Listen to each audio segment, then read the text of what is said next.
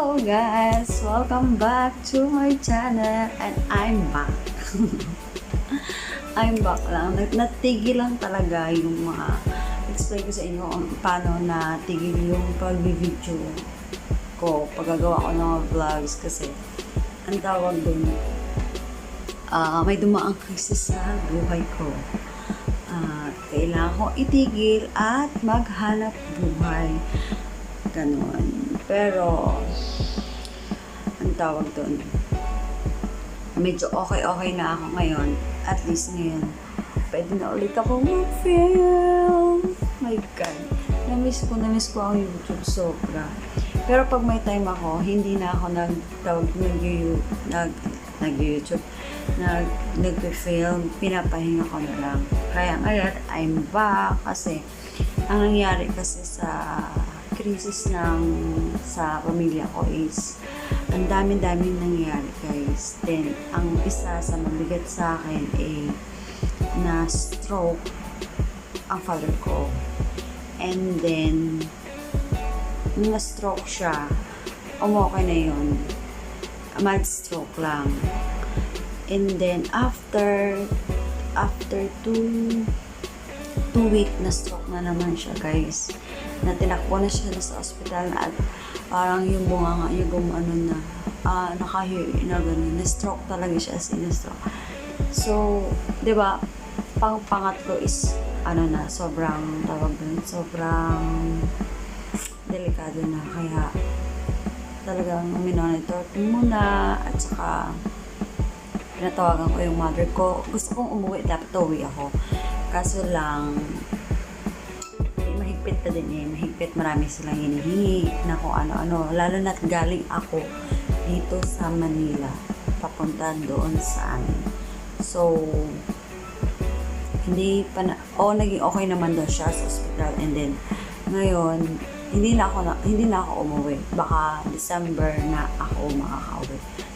Pero may inasikaso lang din ako na siyempre, hindi naman pwedeng pa-banjing lang ako, diba? Kasi siyempre, matanda na rin ang magulang ko. Kaya, gumawa na rin ako ng way na paano makatulong din sa kanila. And then, hindi pa naman siya okay, pero nakalabas na siya sa ospital. Kaso lang, yun lang kasi matigas ang ulo ng aking papa. Kasi, ang tawag doon, bawal kumain ng kung ano-ano, wala, kain pa siya ng kain. Pag high blood ka, ang dami, pati tuyo, bawal, maaalat lahat, bawal, diba? Kaya, sana, maging okay pa din. Kasi ang kinakatakot ko, guys, is yung pangatlo. Ayoko mong pangatlo. Kasi, alam mo guys, paglabas nila sa hospital, then ipapacheck up pa siya. Pabalik-balik sila sa hospital kasi pinapacheck up. At minomonitor yung dugo niya. And then, ang tawag doon, and then, mother ko naman, my God, bumili na lechon. Kumain ulit na lechon.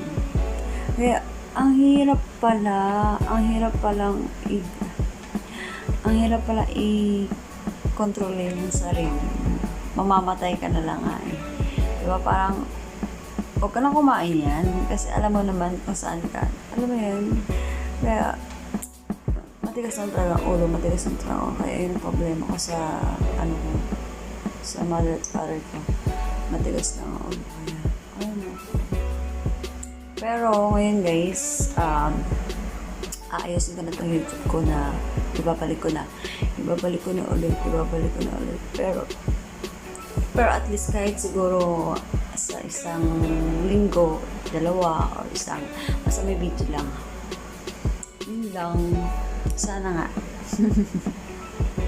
Namiss ko umarap sa tawag din sa cam. And then, ang dami ko din napuntahan ko din mga friend ko, yung mga birthday, ang dami ko din, alam mo yung may konting time ako sa sarili ko din ko na doon ko na lang inaano sa kanila. And then, I survived. I survived.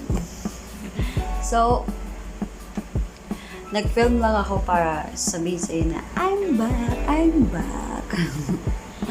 Wala lang. So, guys, kasi pupunta pa tayo sa birthday. So, let's go. Pasilip ko lang sa inyo. Bye! Mwah! Hello guys! Andito ako sa friend ko kasi birthday niya. So, ito lang yung handa na ngayon. Ako lang ang bisita now.